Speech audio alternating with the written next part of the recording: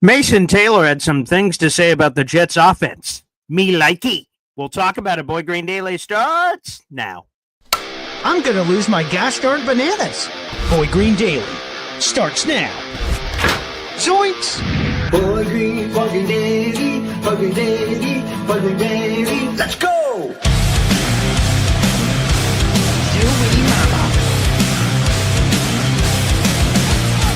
Put your seatbelts on. Get ready for the ride. We're the freaking New York Jets, so we're built for this shit.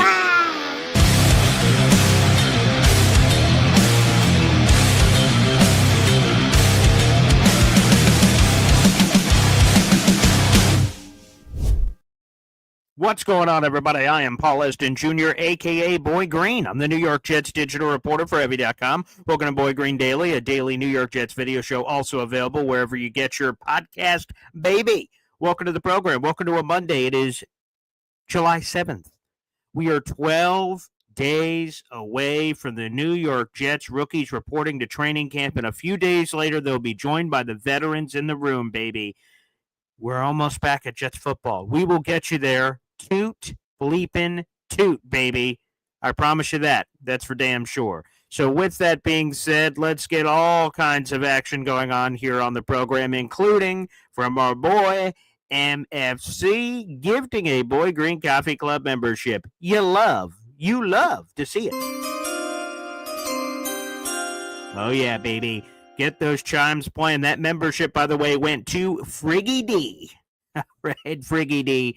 Congratulations, buddy. MFC, you've made, let me get this straight, 3 memberships gifted so far this month. And let me do this because we've talked about, we have a special contest. Flip the banner. This is the current banner. Number 1 Austrian Jet fan. No slight is number 1, which is great. We have 15 raffle tickets this month. Scotty Mayhem has 5 raffle tickets, so we have a big tie. DMY for life. G-Man the Prophet for Jets football. They're tied with 2 raffle tickets apiece. We got Badshaw. Hear me out. Jets worldwide. Wide.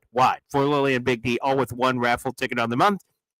Again, a reminder that this month is special. All raffle tickets for this particular giveaway are $20 a pop instead of $2.99 a pop. That's because we're giving away 2 Jets Cowboys tickets, 2 tailgate tickets, and 2 Jets Cowboys t-shirts. So if you want a raffle ticket for that contest, just donate throughout the month of July, a $20 ticket, or cumulatively adding up to $20. Like MFC has gifted a couple of memberships this month. If he gifts enough memberships throughout the month of July, he will get a ticket to that contest. So salute. So thank you to number 1 Austrian Jet fan and the rest of our top 5 here. And I mentioned that the rookies report to New York Jets training camp in 12 days. Well, then we must talk about a rookie on the show today because Mason Taylor did an interview with Caroline Hendershot, and he gave us a sneak peek. We don't know what this Jets offense is going to look like with Tanner Engstrand. He's never run an NFL offense before, so we're not exactly sure what to expect. But Mason Taylor gave us a little bit of a nugget, and I got a full article in the YouTube description down below that has me excited. Let's hear from Mason Taylor. What have you thought of the way that Tanner Engstrand's offense has been operating and his plan for tight ends specifically? Yeah, I know. We love it. All of our tight ends love it. We all have aspects and kind of different ways we come and impact the game. So I think Tanner does a great job of putting us in positions to be successful, and that's the biggest thing. But, you could tell by the way we install stuff and we go out there in the practice field, the tight ends definitely are going to be used.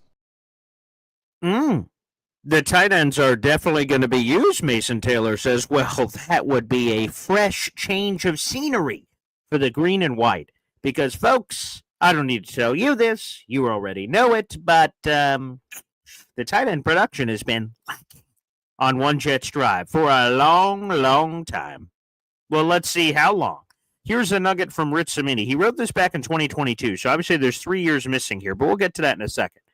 In March of 2022, I was trying to find this stat because I knew it. I knew it in my bones that Jets tight ends have struggled. But how much had they struggled? I had not known. Since 2012, so this is a decade, covering from 2012 to 2022. Since 2012, the Jets have recorded a league-low 489 receptions by tight ends. Again, league low. That is 32nd in the National Football League in tight end production.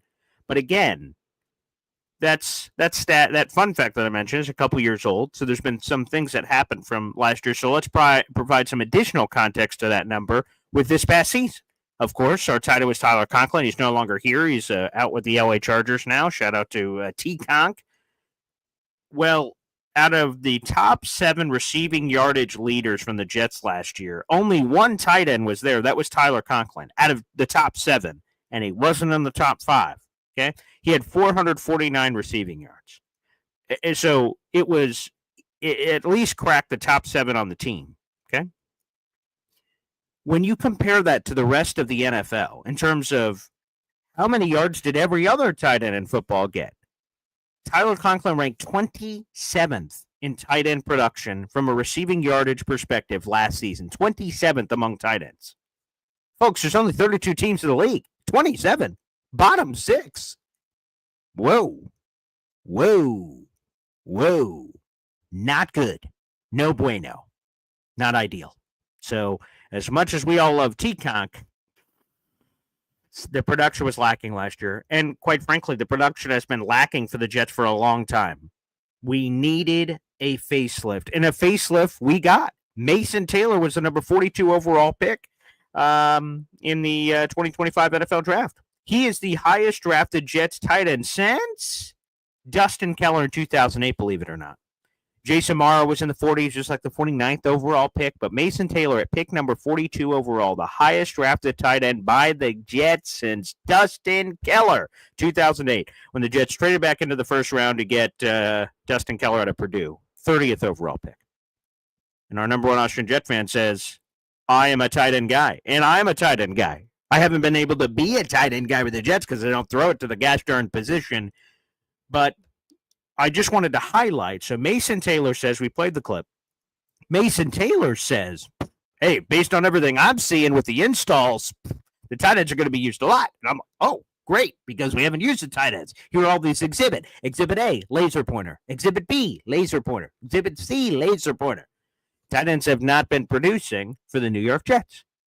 Now, I want to lay this fun fact out there because it's true. It is true. Rookie tight ends struggle in the NFL. They struggle to produce early. Here's another stat. ESPN's Jamison Hensley. Okay, this covers a 15-year period. Again, this is 7 years old, but not many other tight ends have jumped on this list. But I wanted to grab a big sample size. Between 2003 and 2018, only 2 rookie tight ends, according to Jamison Hensley, have produced more than 600 receiving yards in the rookie season.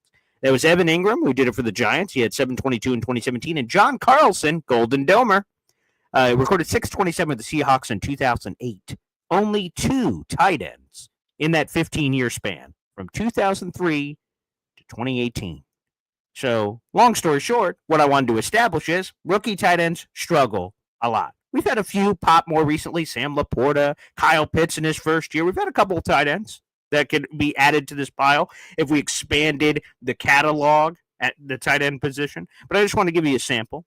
But here's why I believe Mason Taylor can break that, a trend up, can end that drought, can make some changes.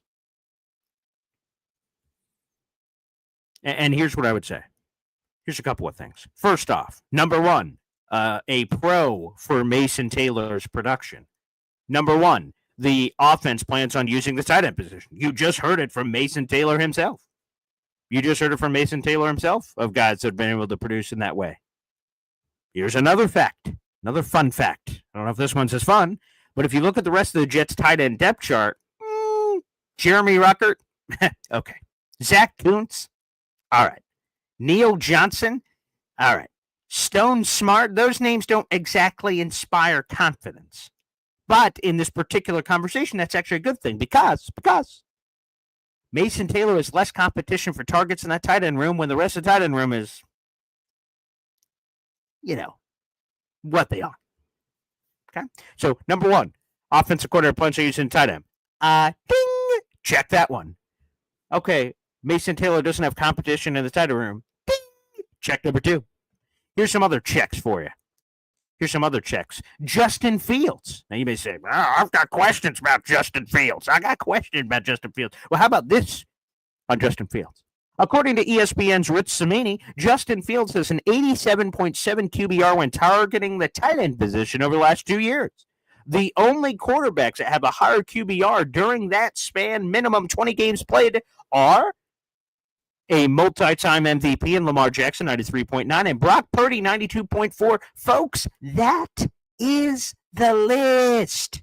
That is the list of quarterbacks that target the tight end position with a high degree of success. It is Lamar Jackson, Brock Purdy, Justin Fields. That's the top three of that list. Fields, again, to repeat it, has an 87.7 QBR when targeting tight ends over the last 2 seasons. The only 2 quarterbacks who are even better, minimum 20 games played, is Lamar Jackson and Brock Purdy. So again, let's recap. Number 1, the offensive coordinator plans on using tight end position. Okay. Number 2, Mason Taylor doesn't have any competition in the room. All right. Justin Fields likes throwing to the tight end and has success throwing to the tight end. Check. Check, please. Let's go. Come on now. That's a magical recipe for a Mason Taylor breakout season. A massive potential. It's Garrett Wilson, who is friggin' awesome. We hope we do a show about Garrett Wilson in the near future, talking about a big moolah contract extension. So you got Garrett Wilson, he's going to eat, but somebody else has to eat too. There's food on the table. More people can come up for seconds and thirds, but who's it going to be? My guess, Mason Taylor. Mason Taylor. Hey, look, we got Dylan Terriman, who's cranking out with his own YouTube channel in Jets content creation land. He chimes in to say, I think if Mason Taylor has 450 receiving yards, 4 touchdowns, would be a big win for the Jets. Sure. My aspirations are higher than that, but that'd be a nice number. That'd be a nice number. But with these numbers I'm talking about, 600 receiving yards, if he's the number 2 guy, I mean, here's the guy who I think will be in the 2-3 conversation. Number 1, of course, Garrett Wilson, obviously. And then we're debating between Breece Hall and Mason Taylor to me to figure out who's 2 and 3 on this list, because I think Breece is going to get fed a lot. That's who I'm thinking of, 2 and 3 in targets. That's my guess in that case. But Mason Taylor has a chance to break the mold. Rookie tight ends don't normally produce. Been very few of them. I gave you a random 15-year sample size of 2003 to 2018, and only 2 tight ends, according to ESPN's Jamison Hensley, cracked the 600 receiving yardage mark over that 15-year span. I see other people are commenting, oh, Kyle Pitts, Sam Laporta. Again, I'm saying over that 15-year period I picked, there have been a few others that have jumped on that pile in recent memory.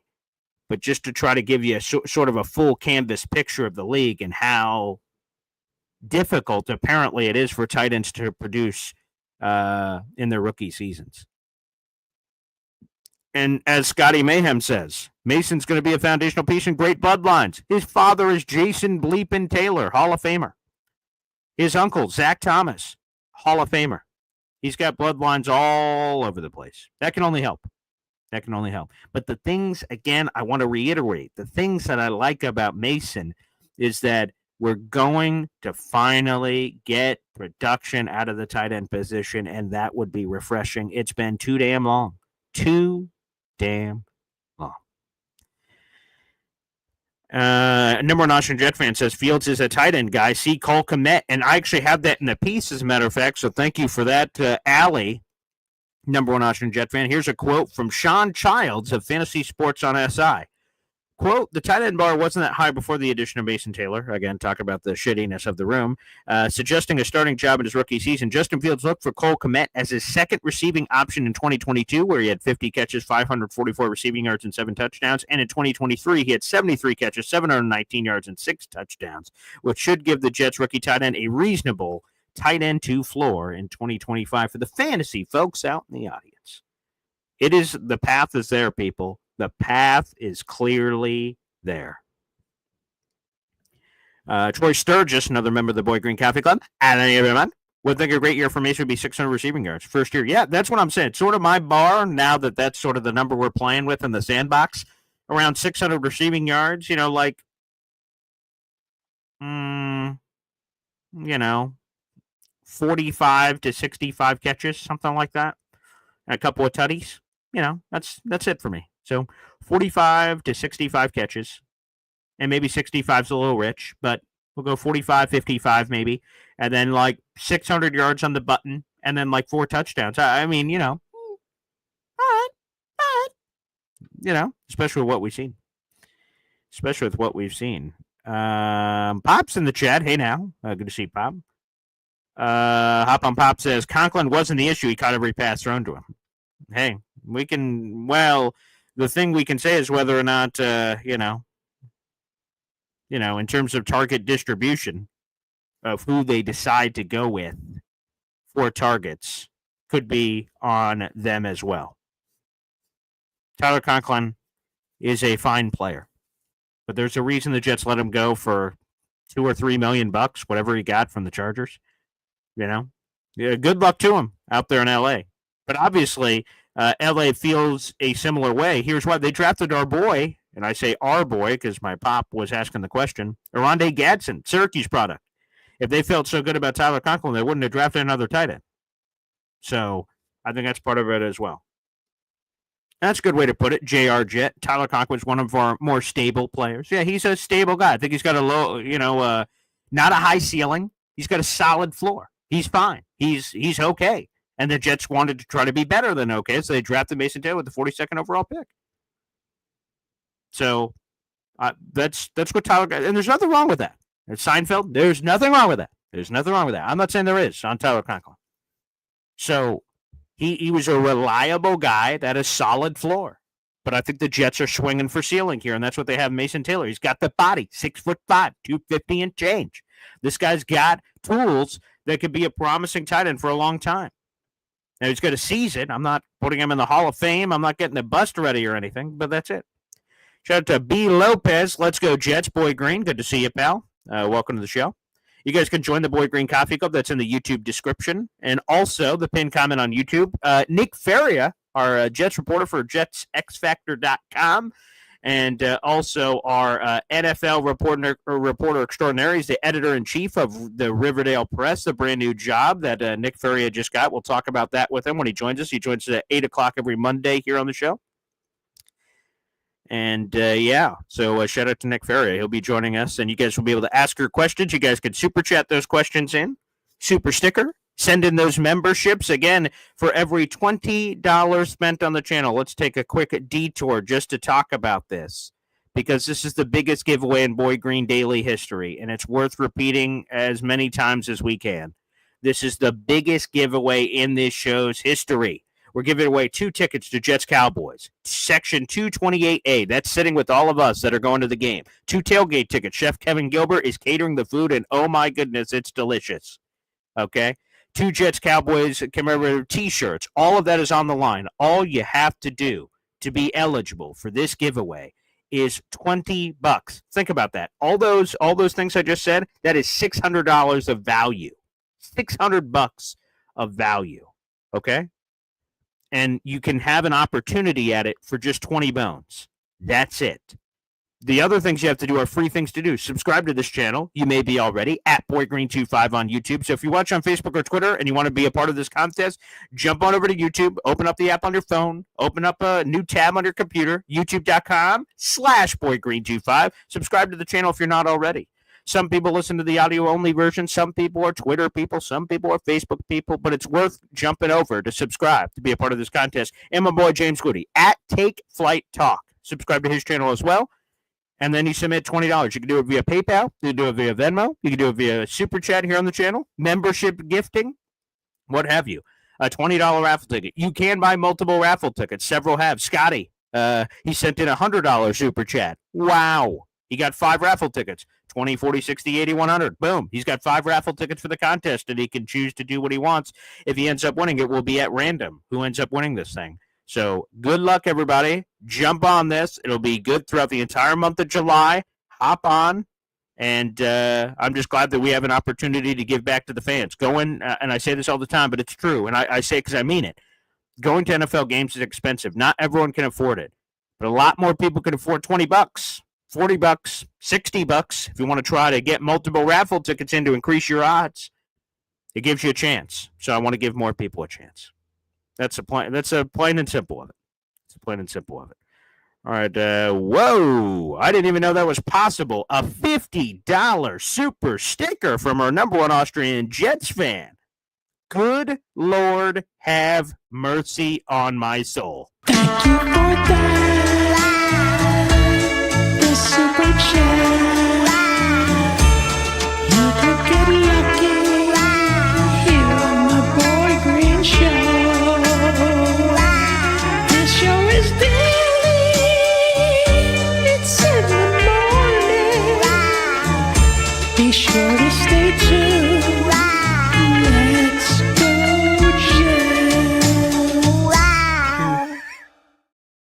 That is 2 more raffle tickets for our boy Austrian Jet Fan for our contest, baby, with $10 slash this currency aside from getting another one. So thank you, our number one Austrian Jet Fan, baby. We appreciate you, pal. Wow. W-O-W. Wow. Thank you. We got 200 people in the room. Like the video, hit subscribe if you're watching on the YouTube, whether it's live or after the fact. Appreciate you. Hey, now. Hop on Pop saying that is 50 euros, not dollars. I'm not sure what the conversion rate is on that. I guess I can Google that. How much is 50 euros in US dollars? That is $58 in US dollars. So excuse me, we're even closer there on that. So apologies for not knowing the current conversion rate. Beautiful. So we'll just, why don't we call that an even 3 raffle tickets for your Austrian Jet Fan? We'll just call that 18 raffle tickets. Nice. We'll give you another one there. Thank you very much, sir. Yes, let's go. Okay, very nice. Okay, beautiful. Thank you so much, our number one Austrian Jet Fan. Let's add that in. Okay. Booyah. Austrian, thank you so much. You have 18 raffle tickets for our contest, buddy, in our biggest giveaway of all time. Love it. And thank you, NY Jets FL, for the conversion right there. Appreciate that. There we go. That's 50 euros. Yes, as everyone's pointing out, I'm sorry, I'm an idiot. I don't know conversion rates. Hop on Pop saying 3 raffle tickets. Yes. There it is. Beautiful. Thank you very much. Thank you. Yes, 50 euros. I will get better at that, I promise. I'll get better at that. But thank you to our number one Austrian Jet Fan for a 50 euro super sticker, baby. Austrian strong, baby. Austrian strong. Hey, let's send one more of these in, baby. Let's send one more of these in, and that is start your engines. Kevin James. I just got 3 things to say. God bless our troops. God bless America. And gentlemen, start your engine! There we go. Well said. Well said, Kevin James. Appreciate that. Thank you to our number one Austrian Jet Fan. All right.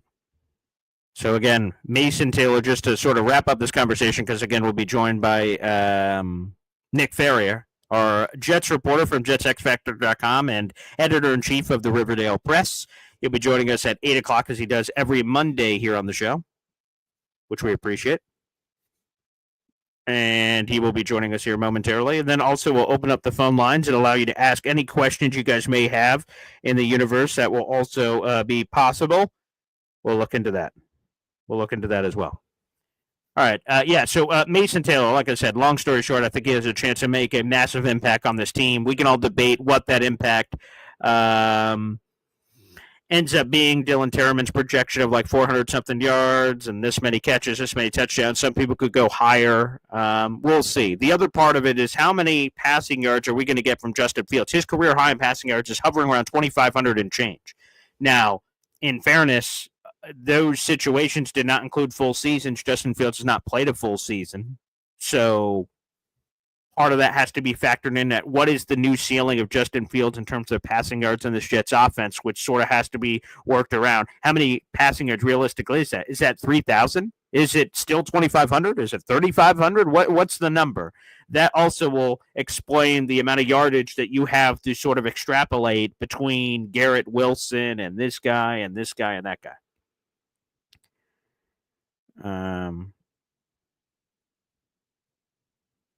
Taylor Sterling says, Boy Green called into the Rich Eisen show and predicted a one-loss season last year. Yeah, I would say this is a positive show. Actually, 2 losses. 2 losses.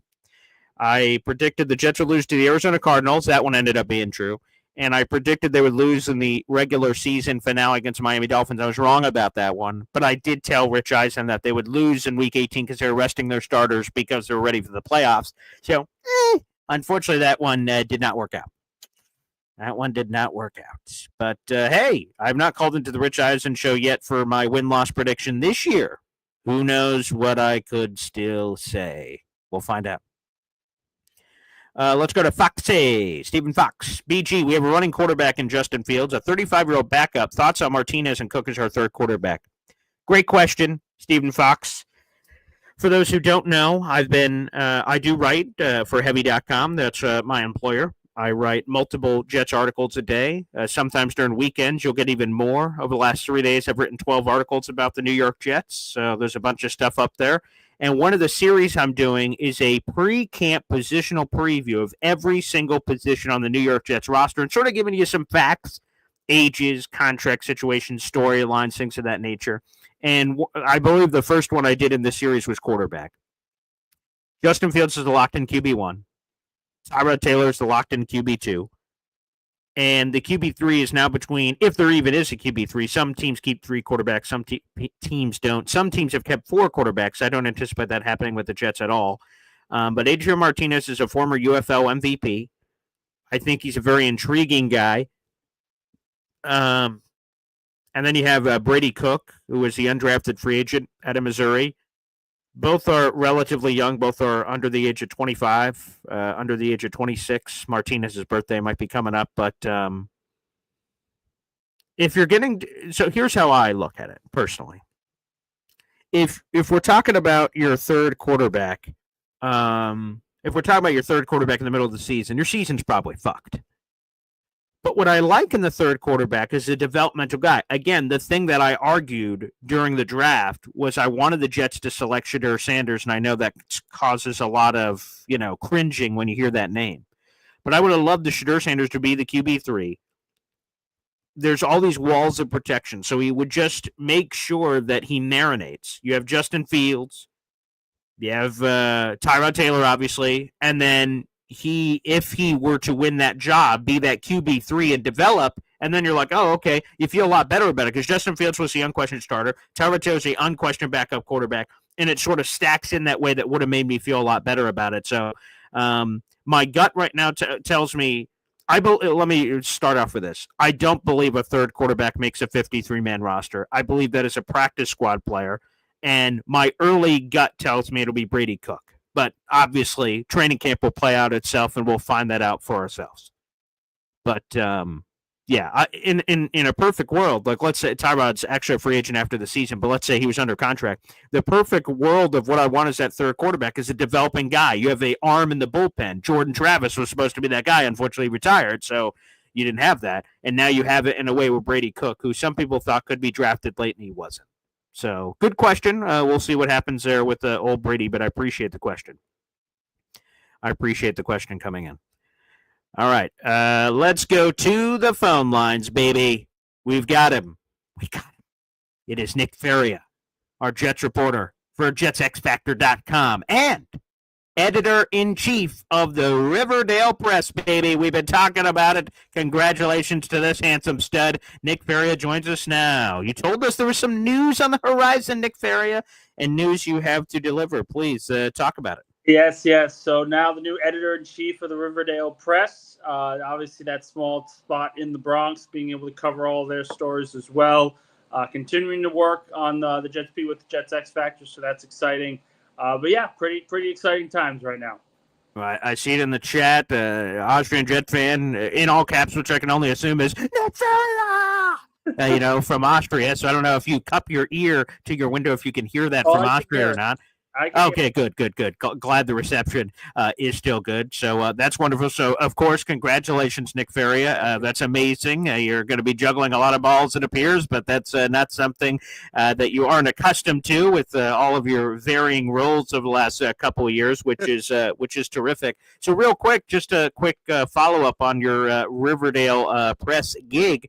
What specifically are you? What kind of stories? What kind of things are you going to be? What's your staff like? What more can you tell us about some of the subject matter of this new gig? Yeah, still getting started. Still in the training phase right now. Still learning all the nuts and bolts of the operation. But we got a great staff. 2 really strong young reporters. They've been fantastic. The current interim guy has been great as well. Focusing obviously on it's the hyper local newspapers and everything. Awesome. Like that. So it's a little bit different as opposed to taking over major papers, the national scale. But bringing everything back to Riverdale is an exciting challenge, and it's something I'm excited to get started with. Well, I'll tell you this. I don't know if you know this, but when I proposed to my fiance, I used the cast from Riverdale. I think it's a separate Riverdale, but nonetheless, I used the cast from Riverdale to help propose to my fiance. So Riverdale holds a special place in my heart, Nick Faria. A very special place in my heart, which I just wanted to give a quick salute to. We're still going strong, baby. So let me ask you this, Nick, because we're getting this question a lot, and I'm sure you love getting these kinds of questions. Troy Sturgis says, haven't gotten a chance to watch much content on Jet stuff. Have you heard anything about us getting Amari Cooper? So many Jet fans are hoping for, they're casting a spell. What veteran receiver and free agency can we, manufacture and try to speak into existence on this Jets roster? First off, is it happening at all? And then specifically Amari Cooper. I highly, highly doubt it's going to happen. Right. Because if it would, that means Amari Cooper does not get a full month or 2 months of work with Justin Fields. And we've already explained that Justin Fields, needs to build rapport with the receivers he has already on the roster. It's been a long time since he was throwing the ball to Garrett Wilson. That chemistry is going to have to be built. He hasn't been in this kind of offense, the Detroit Lions offense, if you will, under Tanner Engstrand. So that's an adjustment in its own right. So the way that I look at it, I've been pretty consistent on this. The Jets do not need a number 2 wide receiver this year. Justin Fields is not that kind of quarterback to require a number 2 wide receiver. You've got the starting tight end. You've got the number 1 wideout. You've got the receiving backs. Those are all really you need at this point. Because if you look at the numbers, there aren't a lot of targets to go around. So the math isn't mathing for a guy like Amari Cooper. It just doesn't make sense to allocate resources, significant cap resources, to a player that won't be on your roster in 2026, when I think that's when you're going to want to bolster the passing game moving forward. Fair enough. EZ saying, hey, Nick, say hello to Archie, Reggie, Veronica, and Betty for me. Thank you very much. We appreciate that. We'll make sure we send that through.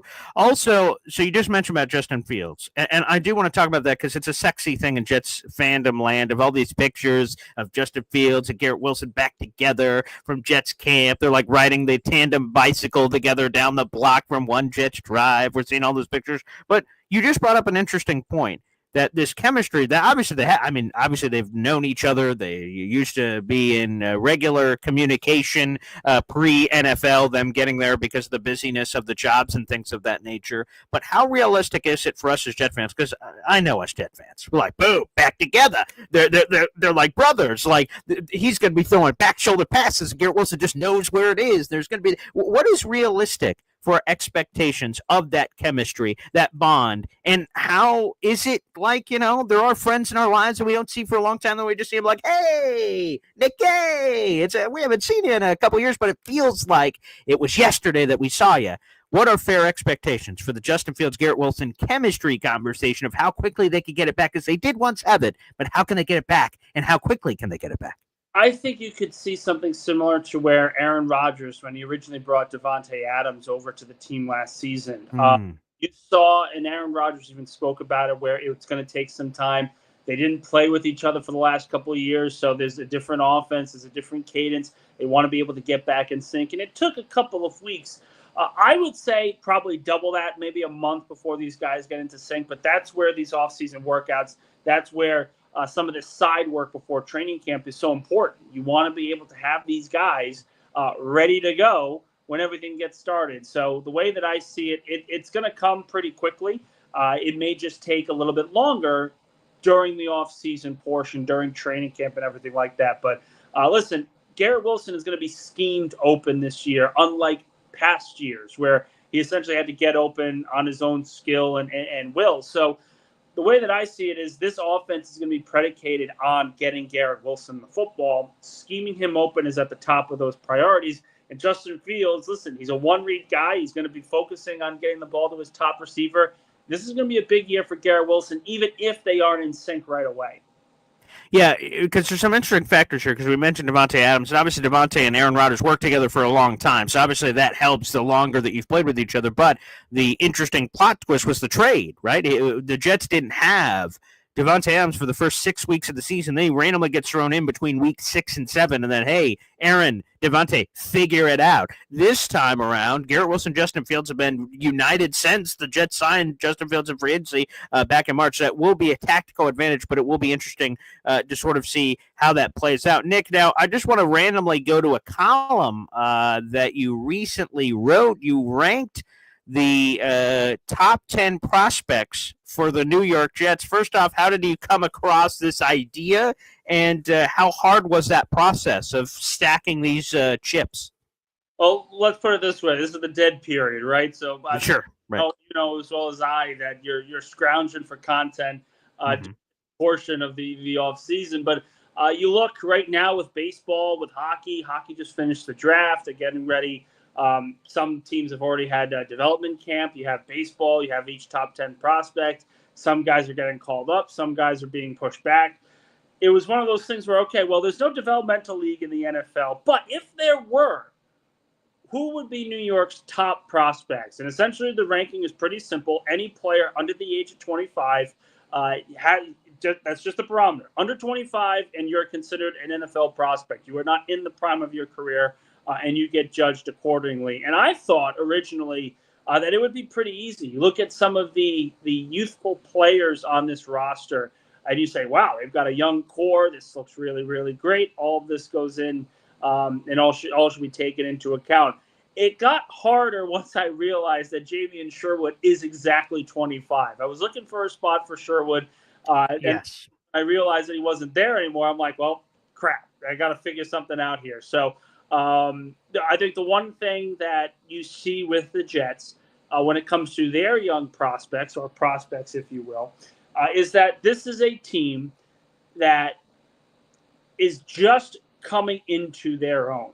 Because you have, I think, their top 5 tops that are no-brainers. You've got the Fashanus, the Joe Tipmans, Sauce, Garrett, Breece Hall. You have all those guys that look really, really good at this point. But then you have some of these younger, questionable guys, Armand Membu, A.Z. Thomas, Mason Taylor, all these guys deserve consideration, but you don't really know. So that potential is there to be really, really good, but there's no production yet. So this team does have a young core, but they are starting to get on the cusp of we're no longer young. We are ascending. We are where we need to be right now. So it was an interesting exercise to see exactly where this team is right now. They clearly have a lot of young talent. The question is molding that talent into a winning team. If you got all the talent in the world, but you don't have the coaching, last couple of years have shown you're not really going to go far. This year they feel like they have the coaching. Perhaps that will be able to increase their win total. Oh, there it is. Malachi Corley made the top 10 of your list. Nick Faria, do tell. Yeah, so, and again, this goes solely based on potential. This has nothing to do with production matters in the rankings, but the baseline is potential. Do you have the potential to be really, really solid? And you know, I've said before, Malachi Corley did not really get an opportunity to do anything in his rookie season. Now, he has to prove himself. There's a very good chance that this top 10 prospect may not be on the roster to start the season if he is unable to play during training camp. But the fact of the matter is there are not many receivers out there who play with the physical style that Malachi Corley does. Now, you look, I actually have an article coming out on X Factor within the next couple of hours kind of detailing this.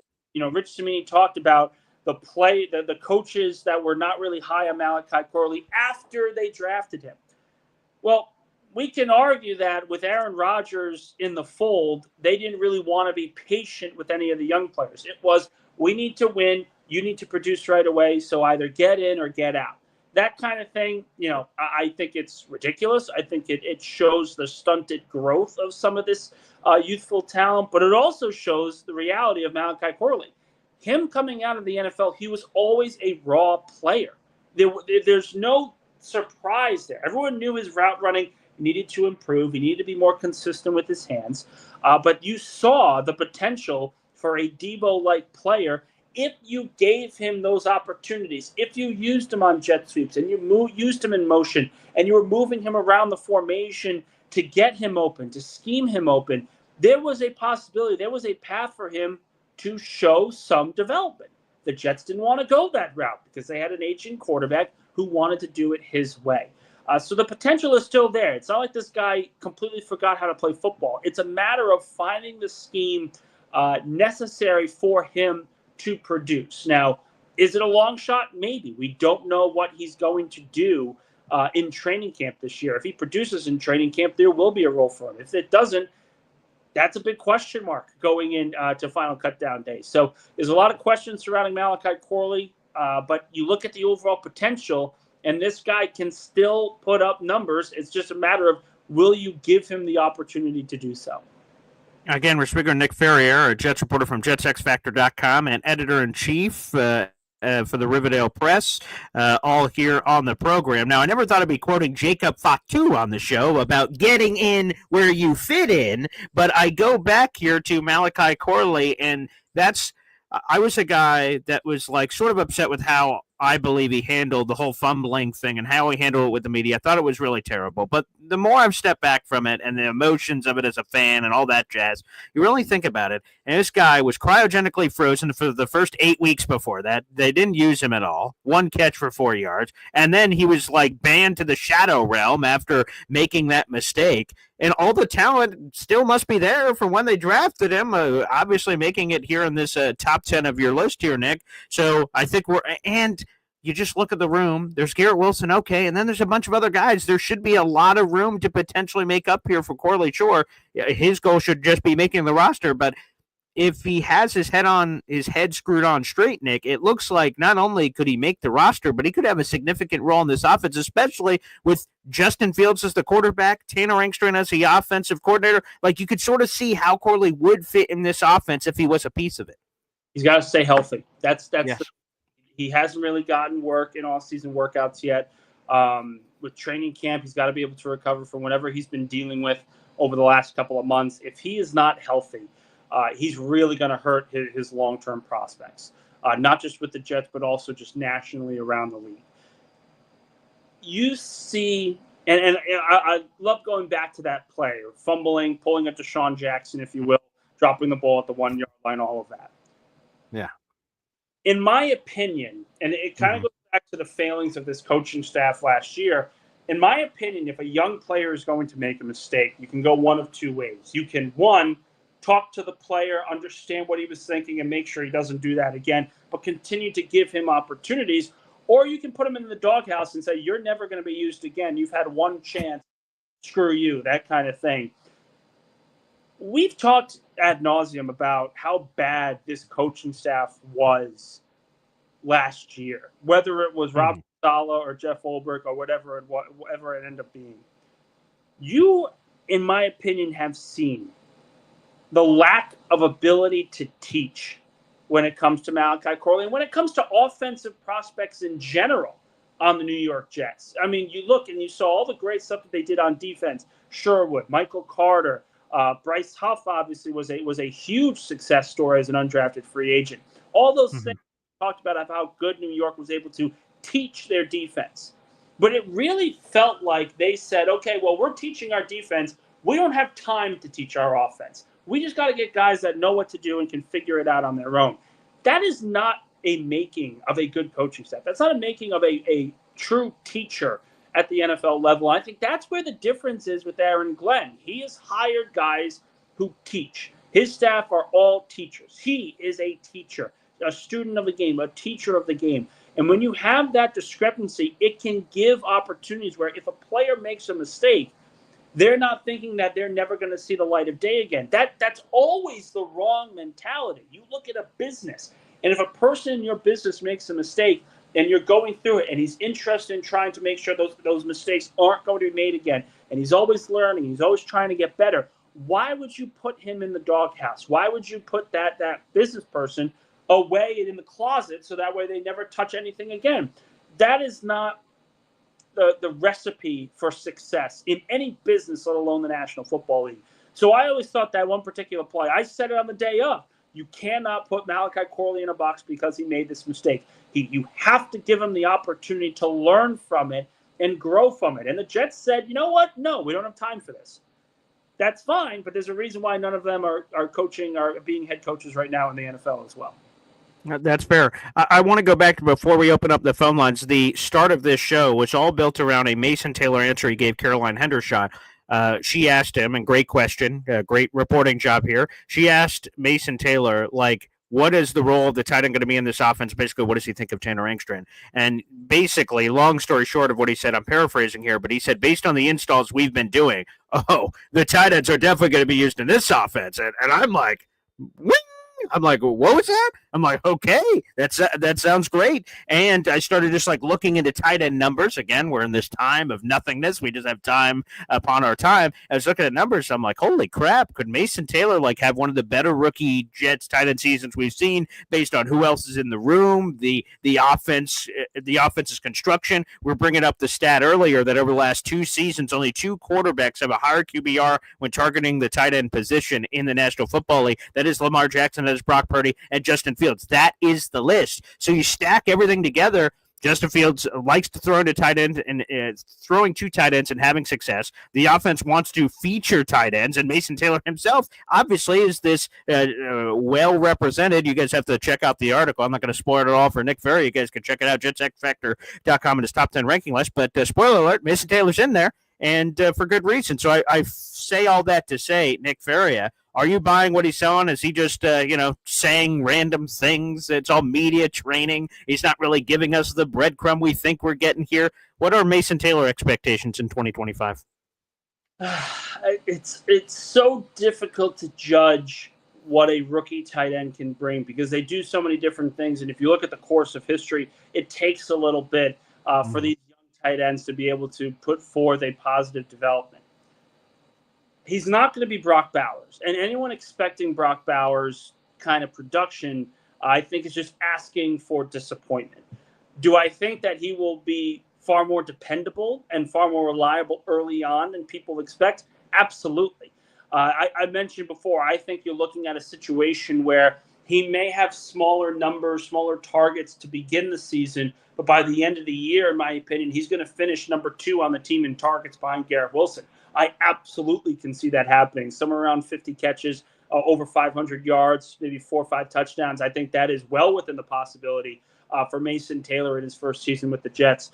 It really just comes down to how he attacks training camp and how he looks, not just in the preseason, but early on in the season. If he looks overwhelmed in run blocking scenarios, it's going to be hard for me to see him on the field consistently because, again, this is a run-first team. This is going to be a run-first team. They're going to run the ball more than they pass the ball, and rightfully so based on the offense that they have built around Justin Fields. So the way that I look at it, I think Mason Taylor is going to have a very successful rookie season. It's not going to be Brock Bowers-like. I would be stunned if it was Brock Bowers-like. And that's one of those things where you get a tight end like Brock Bowers in the second round, putting up that kind of production, you run home and you just thank everyone in the front office to be able to get those deals done. So it's one of those things where you have to be patient. You have to watch these guys develop. You can't expect the world, but expect, I think, middling results to start. And then as he gets accustomed to the NFL speed, I think that production will only increase substantially. Well, that would be absolutely terrific. Regardless of, Brock Bowers, obviously that'd be cool, but any legitimate production for the tight end position would just be a welcome change. We'll ask one more here, Nick, and then we'll go to the phone lines. Is any player in danger of getting dumped before training camp, or is the roster sort of the roster here? We're 12 days out from rookies reporting, like about 2 weeks away from veterans reporting, and then obviously practice are going to get underway. Is anyone in danger of getting their pink slip? Not to my knowledge. I think the Jets kind of know what they have in their roster. Right. Want to see, what they can do. And I think we talked about him before, but Allen Lazard, he's a player that a lot of people expected to be moved to Pittsburgh early on in the offseason, especially when Aaron Rodgers decided to become a Pittsburgh Steeler right before mandatory minicamp. I never saw that. I always thought that if he was going to be moved, it would probably be at the end of training camp if he had substantially lost the roster battles to a Tyler Johnson or a Josh Reynolds, and I could see him being moved. but nothing at the beginning of training camp, because you want to be able to establish not just the culture, but continuity. You make moves before camp, you're essentially asking for trouble, because all these guys are learning everyone's faces. They're trying to get accustomed to a new system, and now you're throwing somebody new into the mix. That's not really a recipe for success either. So the way that I see it, I think this is the team that you're going to see at the end of July when they start practices. It will obviously change as the preseason rolls along, and it could very well change substantially before the regular season. But right now, I think this is kind of a set spot right now. Real quick, you just mentioned preseason, so I keep having. And one more thing. Justin Fields, preseason. Are we going to see him a lot or not? There's 3 games now. There's not a 4th game anymore. I don't know. I've got the heebie-jeebies. We're not going to see him a lot. And then why would you see Tyrod Taylor? He's the unquestioned QB2. What's he playing for? Then what is it? Just a QB3 battle for the full preseason? Like, what's the plan for the preseason? What's your guess? You are seeing an NFL push to essentially ignore the preseason entirely. Teams really, really enjoy joint practice work because they feel the variables that they can control are far more important than preseason action. And in my opinion, I think if you're looking at what the Jets are going to do this year in this preseason, I don't see Tyrod Taylor. I don't see Justin Fields playing a lot at all. Maybe Tyrod Taylor gets a series or 2 in the second preseason game, but nothing really of substantial note. I don't think the starting O-line is going to be in. I don't think the starting defensive line is going to be in. I think you are going to see players competing for roster spots in the game, and that is it. Mostly because you've got joint practice work. They got it with the Giants, home and home joint practice schedule. And then, of course, it really just comes down to what Aaron Glenn prefers. If they want to be able to practice pretty quickly after these games, then there's absolutely no reason to see Justin Fields in preseason action. So if I were a betting man right now, I don't think any starter is going to get much playing time at all during the season. All right, there we go. All right, let's do this. We'll take a quick time out. We're obviously speaking with Nick Faria right now here on Boy Green Daily. 400 people in the room. Like the video, hit subscribe. Appreciate you. If you have a question for Nick and like to call in, that will be the pinned comment here in just a moment on YouTube. So hang on tight, everybody. We'll be back after this. Boy Green Daily, Boy Green Daily, Boy Green Daily. Talking Jets football, man. Boy Green Daily, Boy Green Daily, Boy Green Daily. New York Jets Football Club.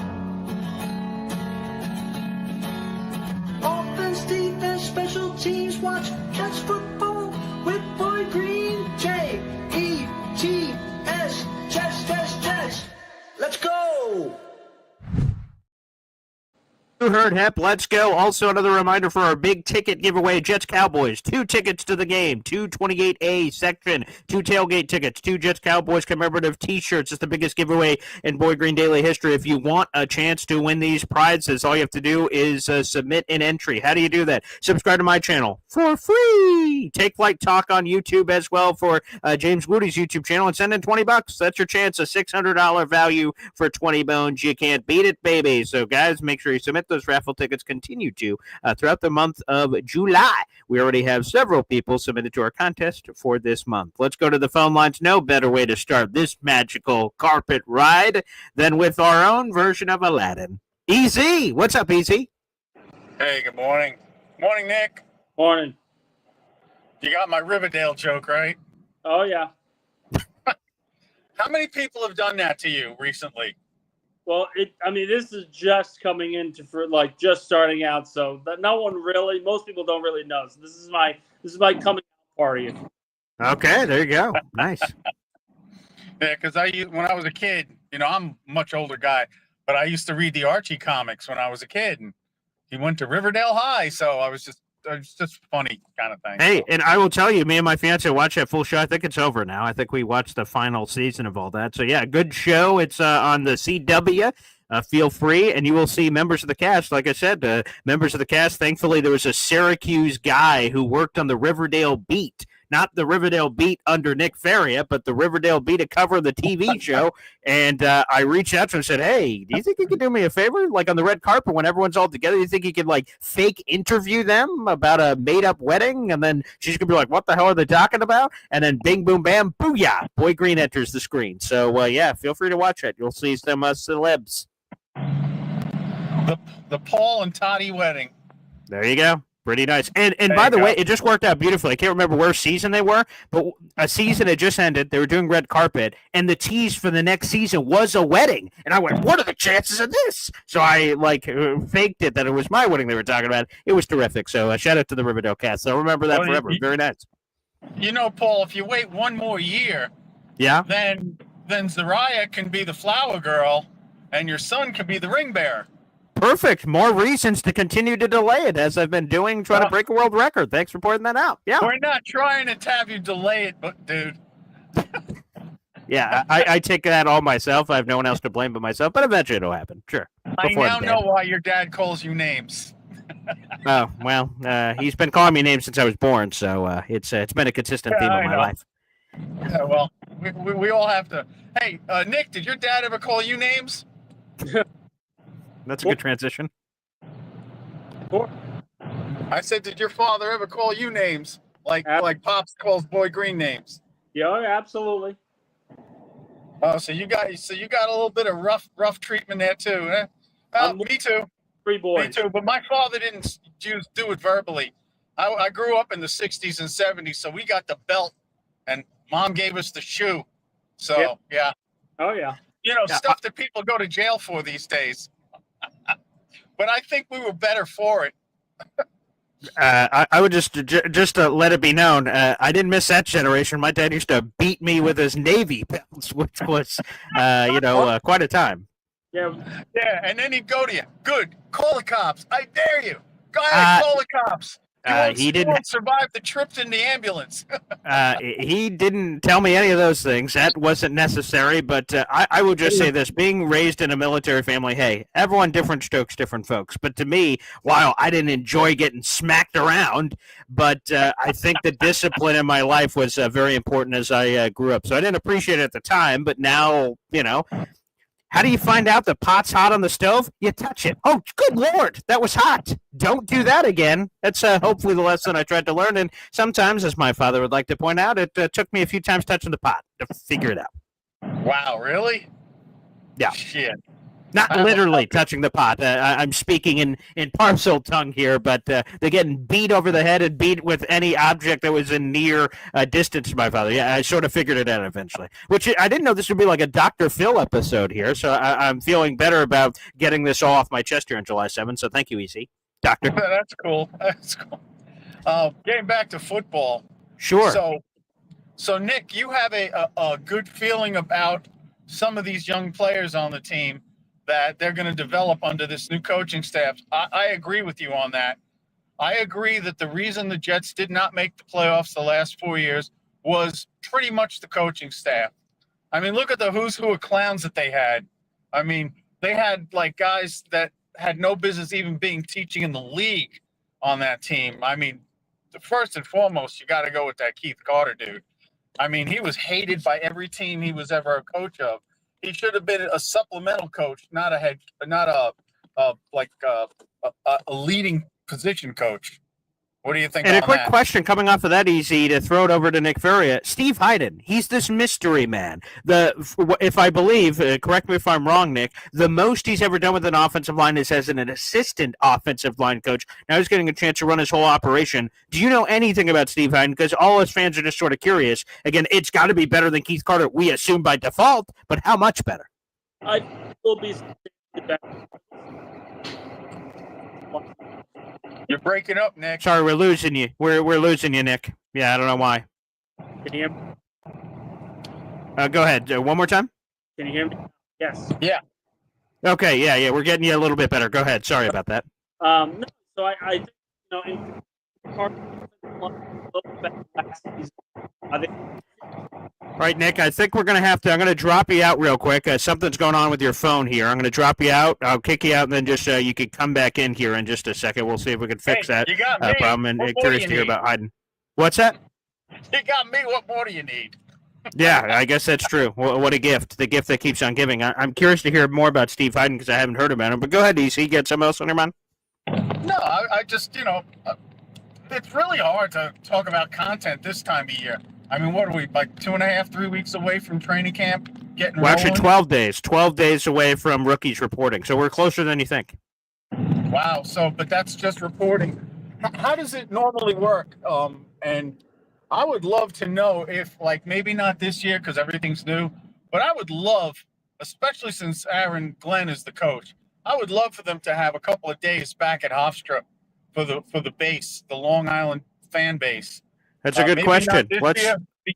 Because everything's new now, and they want to just get things going and get things. But I think by next year, I don't think it would be a bad idea to have like a maybe 3-day camp over at Hofstra. Hey, some teams are still doing it. The Buffalo Bills do. St. John Fisher, and I've covered the team a couple of times going over to that camp. So 1 second, let's rearrange everybody here. I believe we have Nick Faria back. Nick, can you hear us? Yes, I've been able to hear you guys. Can you hear me? Okay, yes, you sound a lot better now. So, yeah, let's go with a two-part question here. So, first off, let's go back to Steve Hyden. Again, he's the new offensive line coach for the Jets. A lot of Jet fans assume by default he has to be better than Keith Carter, but how much better? What do you know about Steve Hyden? We'll start there. I think Hyden is going to be pretty solid. I like what I've seen from him. It again goes back to the same premise of Aaron Glenn. He's an instructor. He's a teacher. He's having this development of this young offensive line. In fairness to Keith Carter, the offensive line was pretty good last year. It was not a major weakness that it once was over the last couple of years beforehand. They had everyone healthy. That's a major difference. Having AVT play changes the perspective of the offensive line, if you will. And, of course, Olu Fashanu had a very good rookie season when he was actually given the opportunity to play. So I think Hyden's got a lot of potential, and he's got the horses to be able to produce at a high level moving forward. Now, the other side of the coin, of course, you look at the rest of this coaching staff, the difference between teaching and trying to win, everyone looks and says, well, Aaron Glenn may be trying to teach, but he's not trying to win. That really isn't the case. We have to remember when Robert Saleh was in his second season, he was 7-4 going into December. He had a 4-win difference from the year prior. You saw the improvements the team was making,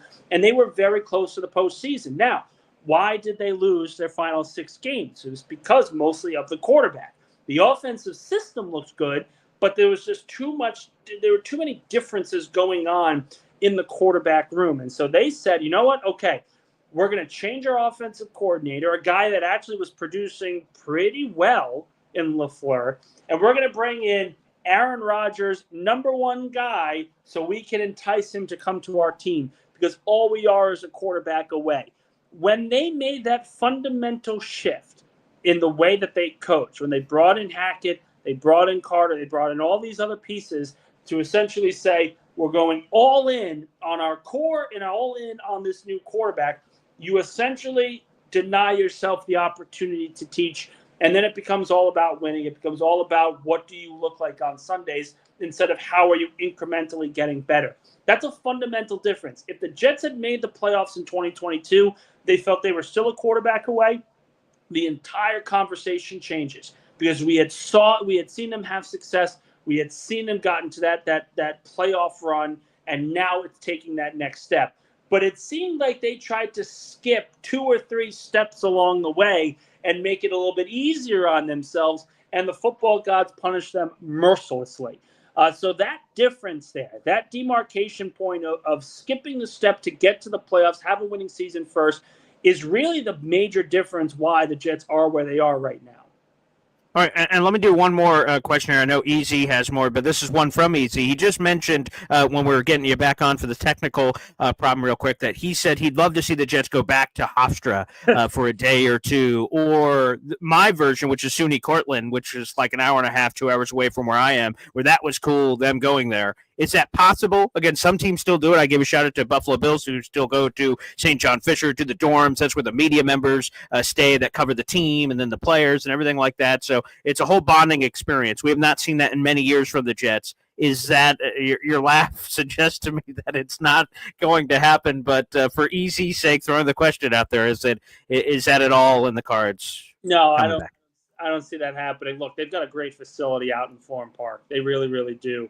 But I will say, as a Hofstra graduate, that would make me so happy. As someone who lives in Bayside that has to travel about close to an hour and a half to get to Florham Park every day in a 3-hour total trip, I would love to have to drive to Hofstra. Listen, my wife is a social media manager at Hofstra University right now. Oh, running the whole cool. social media account. It would be amazing if the Jets were to practice at Hofstra and my wife would be saying that and she would have to collect some content. And, oh, look, her husband's there covering the team. That would be fantastic. I don't think that's going to happen, though. All right, fair enough. Go ahead, Easy. But I'm wondering about maybe next year, because this year there's too much transition going on. You got the new coaching staff. Everything's getting put in place. I don't think you want to rock the boat this year. But I think if we have a decent season this year, like say 8-9+ wins, they might want to maybe do it for maybe a 2 or 3 day thing over at Hofstra like they used to do in the past. Because I used to love going there with my kids. We used to have a blast. We used to kick the field goals. They had the bouncy house. They had like something set up where you try to throw the ball through the little holes in the net. The quarterback. Which, by the way, they do still have some of those things. They're jet, whatever they call it. They're jets, whatever, at the gate heading in. They had that at Cortland and have that at their current facilities. Yeah, that's a Jet Fest. They had that. Jet Fest. Thank you. That's the word I was And they set up a tent with all the jerseys of all the players. Merch. Yeah. It was great. I think it was operated by Modell's at the time, because at the time Modell's, when they were still open, they had, I think, the NFL contract for the Jets. So I don't know who has it now out in Long Island, but I remember Modell's had a tent, and you could buy hats and jerseys and all sorts of paraphernalia, cups, coffee mugs, shot glasses. It was great. I had a blast going out there, and Hofstra is great. Speaking of that theme, going over, with all that being said, I see people talk about it in the comment section. A new stadium. Is there anything there? I heard there was some opt out or something, some ominous opt out in the contract that maybe the Jets could do and then get their own stadium. They go ahead, build Easy. one near where the Islanders have their new stadium in the Belmont Park area. That's where is that at all possible, Nick? Is any stadium news that you can share? No, I haven't heard anything. And look, what they should do is they should go out and on the island, find a parcel of land, build this. Like, I think it makes a lot of sense. But we also have to acknowledge the fact that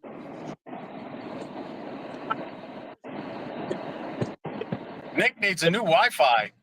Yeah, I think we're losing Nick, and thank you, Easy, for the call. Go ahead, Nick. We'll try that one more time. I don't know, there might be some cutoff happening there. Go ahead. Try it again. 1 2 1 2. Okay, now you sound great. Perfect. I don't know what happened there, so apologies for any of that, folks, if you couldn't hear him there. But yeah, so the stadium. You said you'd get a parcel of land out on the island. Go ahead. That would be if it was me that I was running the show. I'd get a parcel of land out on the island. Maybe just tear down Nassau Coliseum, get that whole thing. I know there's a bunch of they're trying to do so many different things with that land right now. It would be a no-brainer to me because the Long Island community is fantastic. You see what they do with the Islanders. It's a great time. But there's, of course, a reason why they're at MetLife Stadium, too. The cost, the ability to travel, a lot of it is easy for people nationally to be able to go to these games because there's a lot of space. There's a lot of hotels around. There's a lot of space around there. And there's a way to incorporate a lot of people from not just New York City, not just Long Island, but the community as well in Jersey and upstate New York. So there's a reason they're there. I get it. But I think a point of pride would be not to share a stadium. I think a point of pride would be to have your own, call it your own home, and go from there. Nick, how many NFL stadiums have you been to in your life? Oh, man. Let's see. I'm going to try to go through this. Oh, okay. Gillette, MetLife, The Link, Heinz Field, whatever the hell it's called now. Yeah, right. Tampa Bay. I've been to Tampa Bay Stadium. Trying to think. I've been to Canton, obviously. Of course. Yep. Trying to think. I think that actually might be it. Okay. At this juncture. I'm still though. So it's kind of like I'm still in that early stage of travel and needing money to travel and do all those things. Of course, yeah. Acrisure is the unfortunate new name of that. By the way, I was just in Pittsburgh, and they still have a bunch of Heinz Field signs up all over the place. And then you get there, and Acrisure. I see. But the reason why I brought that up is, and great, you gave me the answer I was looking for. I was hoping that you had been traveled in some way. So 6-7 stadiums. That's a lot of stadiums, and that's a good answer. Because when I went to MetLife, when I went to MetLife for the first time a bunch of years ago, I had not been to many other stadiums before that one, in terms of NFL stadiums. And I went there, and I'm like, okay, and I took it in for whatever it was, and then I just heard a lot of fans as I was going out, oh, what a dump. It's a big friggin' air conditioner. This place sucks. Aesthetically, it sucks. This sucks. And I just heard it. I'm like, oh. And it's easy to be influenced by things that you just hear going out of the stadium and people talking. And then since that point, I've gone to a cajillion stadiums. I've been very lucky as a fan and all kinds of things to go to a bunch of stadiums. But you've been to a bunch too, and obviously covered the team, been in the press box for all kinds of things for the Jets. So I circle it back to you. How does the Jet Stadium compare to some of these other stadiums you've been to, in your opinion? Oh man, that's a good question. I think it's probably last on the list, to be quite honest. And again, this isn't to say that it's bad. The parking situation getting out is an eyesore. And I look at comparisons like Gillette Stadium.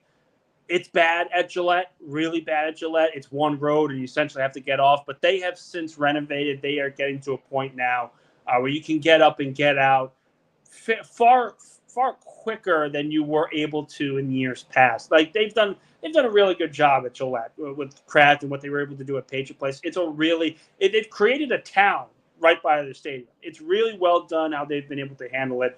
I love how quick you can get out of Philly. It's literally you take two lefts and you're already on the highway. You're all the way heading up through the Jersey Turnpike. So I love Philadelphia and how they were able to set everything up. I love the link. Obviously, I'm a little bit biased there. But Heinz Field, really solid. I think the most unique is probably the Buccaneers Stadium that I went to. Raymond James, sure. Got the pirate ship.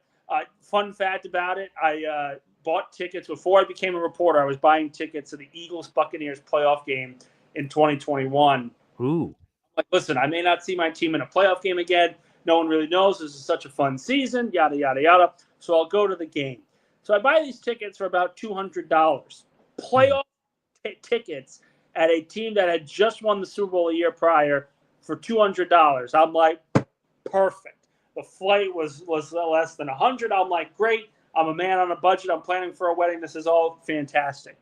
So I get to the stadium. First off, I completely forget the warm luggage that I had in my suitcase. So I was dressed up in warm clothes because it was obviously the winter time.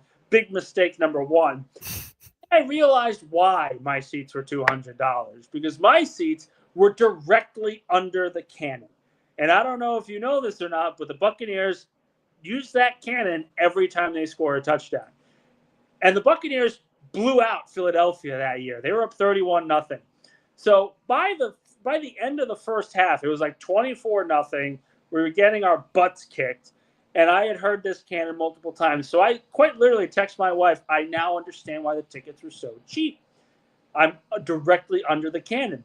And she said, man, what a game to go to have to watch your team stink this badly and have your eardrums pop in the exact same day.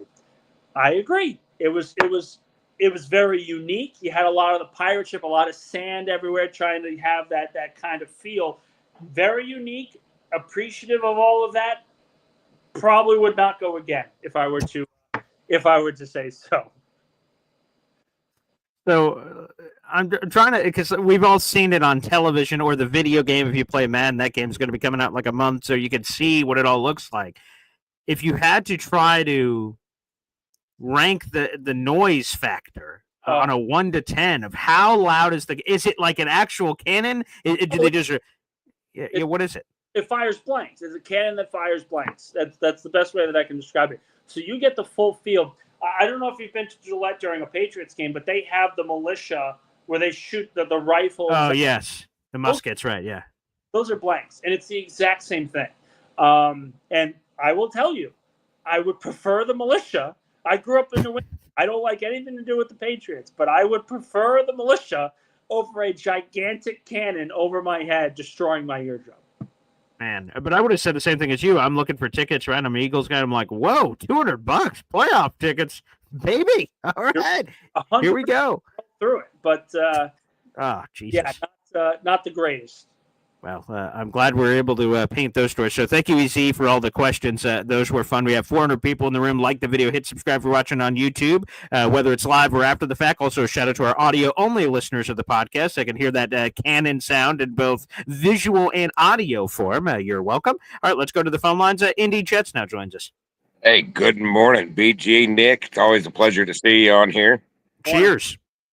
Hey, okay, so I'm a numbers guy, and right. We're looking at going from a passing game that Rodgers was here to a more run oriented, more run dominant game. Correct? Sure, that's what I'm. I don't think there's anybody that's going to say that we're going to stay at that 40 plus attempts a year or a game. That'd be aggressive, right? So what that means is we're gonna, if there's 60 to 65 plays a game. We're going to run the ball how many times? 30, 35? I would say close to 30, maybe 40. Right, yeah. That's where I came out. Just a general 35. So that's probably Brees running for 20, Allen running for 10. Fields obviously is going to be involved, so you want to work that in, obviously. Well, I don't think I kind of disagree on all this. We're going to try to have Fields as a running back. I don't see Fields running for more than maybe 600 yards. Maybe. And why would he? Why would he need to? Scrambles? But design runs? Right. Why would I just don't see why would you have a designed run a lot for Fields? Every time he does that, he gets hurt. Yeah, I guess a lot's relative because, again, we all have to admit this at the beginning. The Jets have never had a quarterback like this. So this is a quarterback like this that isn't Brad Smith, where it's a set package of play. He's your legitimate starting quarterback, is the guy that's doing the dual threat. Like, not having that, we're swimming in waters that we've never swam in before. So, yeah, I don't know what a lot means for Fields, but I would imagine, I don't know. Hey, Eagles boy up here, Jalen Hurts over here, you give us the insights, on attempts and offensive game plans and consistency and rushing. Go ahead, Jalen Hurts, man, up there. Yeah, exactly. It's not just Jalen Hurts either. I mean, you look at Eagles history, and they are the team of the running quarterback. Randall Cunningham. Sure, Randall, McNabb, yeah. Mm-hmm. All these guys. I'm going to tell you, he's going to get 10 carries a game.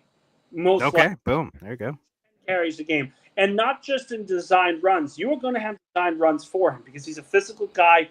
He's got the speed. He's got the athleticism. Whether it's end arounds, whether it's quarterback sneaks, whatever it ends up being, you're going to use him as a runner consistently. But he's also going to have impromptu scrambles where he's going to have a passing play. And if he's not going to find anything, he's going to take off. I think you could see a couple of plays like that as well. I think you are looking at a situation where your collection of 4 running backs, and I include Fields in that conversation, average around 12 to 15 carries a game, and that includes Justin Fields. I absolutely could see that happening because, again, they do not want to have a lead running back. They want to run a by-committee approach. The only way you do that is by running the ball with your young cohort. So that's my take on the subject. That's my take on it. I think they're going to run the ball far more with their quarterback moving forward.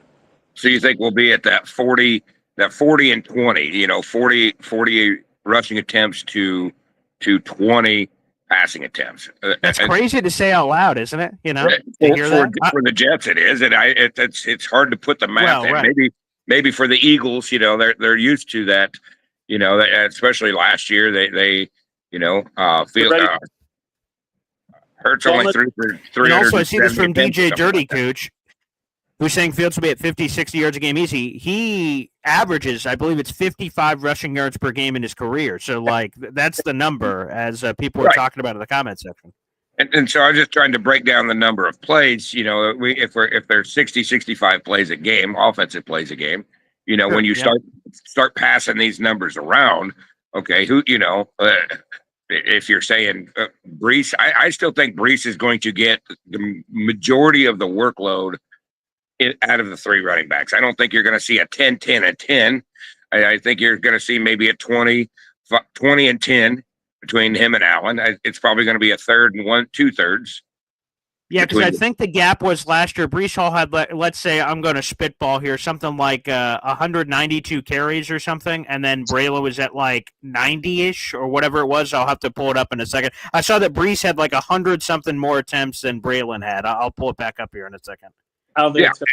And so when you give Brees Hall 2/3 2/3 of the running back attempts, and we're talking about 30 attempts for running backs, that's 20 a game. If you take 20 a game times, he averages four carry. That's 1,300 yards. If Braylon here Allen, it is, by the way. So Brees Hall had 209 carries last year, and Braylon Allen was next in line at 92, and then the drop-off jumped down to 30 with Isaiah Davis. So there was just these gargantuan gaps between these. And Braylon Allen gets 10 carries a game. He's going to average his 4 yards a carry. So there's 700. So right there, you have between the two running backs, you have 2,000 yards rushing. We don't. We don't have a Saquon Barkley, but you combine the two. You 1,300 yards, your 700 yards, there's your 2,000 yards. There's in essence plus your 2,000 yards. The Jets are yeah, that's not even counting Fields. As a team, sure. Go ahead, Nick. 2,000 yards. Like as a team, the Jets are going to rush for 2,000 yards. That's a no-brainer to me because Justin Fields is going to average, if he stays healthy for a full 17 games, he's going to have 700 to 800 yards rushing. Brees Hall is probably going to get around 800 to 900 yards. Braylon Allen, probably I would say 700 to 800. Maybe Isaiah Davis gets to 500. You're going to have over 2,000 yards rushing. And that's, to me, that is the easiest bet you can make on any team in the NFL in 2025. Hammer home Jets 2,000 yards rushing. Nick, I mean, you're counting Fields' yards in that 2,000. I'm saying 2,000 yards just out of the running backs.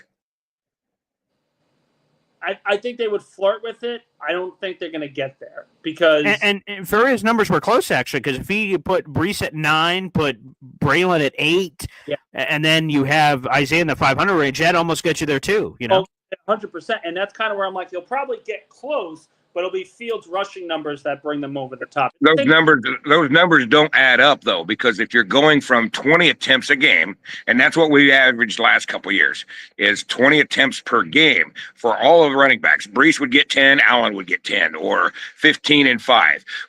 Now we're saying, okay, we're adding another 10 or 15 more attempts just in the running back game. Yes. Where then 800 number, if Brees is getting 20 plus carries a game, 800 yards is crap. No, but if he only gets 800, if he's getting 20 plus and he only gets 800 yards, that means he's only averaging about 3 yards a carry. But I don't think he's 20 touches a game. That's the difference. He's not going to get. I don't think, from the way the Jets are talking right now, I don't think he's going to be the lead back. I think you're going to get a lot of split targets moving forward in the running game, which means this kind of discrepancy that you had in past years, it's not going to be there.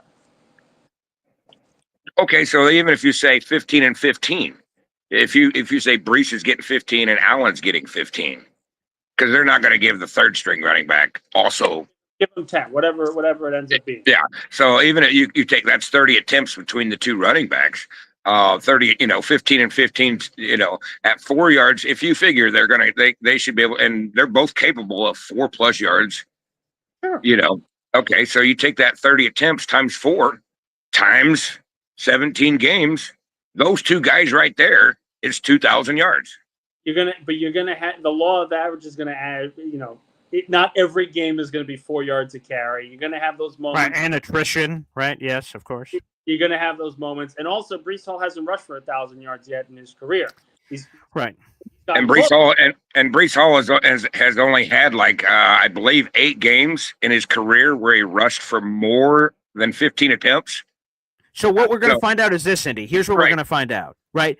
Did the Jets coaching staff know the entire time that Brees was not more, right? Us as fans, run him the ball more. And the coaching staff in their head said he can't. Because if we do that, he's going to break down. Or the coaching staff was stupid, and they should have been giving him 20-plus all the time.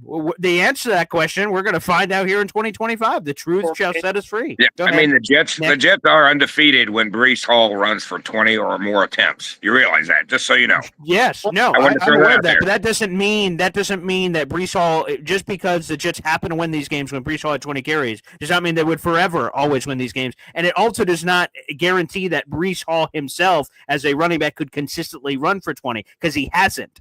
We've only had these 8 games that you say in 3 years that he's been able to do it. Maybe that's all he's capable of. They can't run him more. His body would break down. I don't know. It's already broken down without having the 20 carry attempts throughout the 3 years.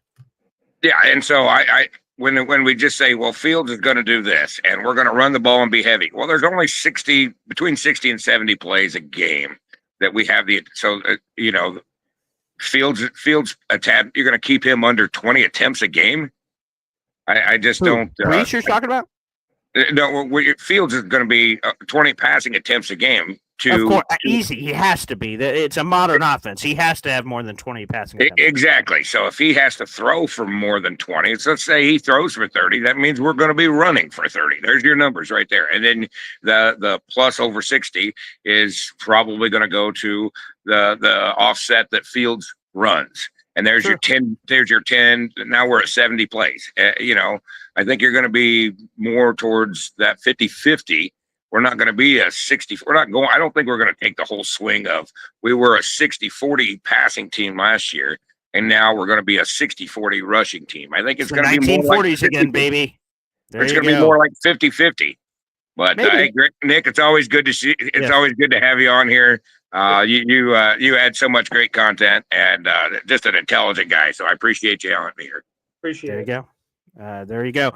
So yeah, go ahead and finish your point, Nick, and then we'll say sayonara for this week. We appreciate you coming on each week here. And that's been the chatter from Aaron Glenn since the very beginning, right? He's been asked, "Hey, Aaron Glenn, what do you make of Brees Hall this year?" And he goes, "Yeah, Brees. Oh, but Braylon Allen, Isaiah Davis, we heard of them," and a lot of us went, "Well, that's sort of weird. We didn't ask you about Braylon Allen or Isaiah Davis." And for Brees, it's not one of those things where, "Hey, Aaron Glenn, do you think Brees Hall is going to be the MVP this year?" And then he tries to deflect to avoid the hype question. That wasn't it at all. There have been simple questions. "Hey, Coach, your thoughts on Brees Hall?" And he's like, "Braylon Allen, Isaiah Davis, though." It's been very odd how out of the way he's going to say, "Hey, there's a lot of guys in that room," and then specifically, "Yeah, we're going to feed all the guys." The notion that Justin Fields is going to throw the ball 30 times, I think, is wrong. Okay. To start, I think 20 to 25 a game is right in that sweet spot. And probably less as well, because they are going to run. This is going to be, people aren't going to like it. It's not the modern look. But if you look at how defenses are playing right now, everyone's in nickel. Everyone is undersized at linebacker and safety and all these other spots. And what do you do when you have undersized players on the defensive end? You run right at them. That's the mindset. That's what the Jets are trying to build here.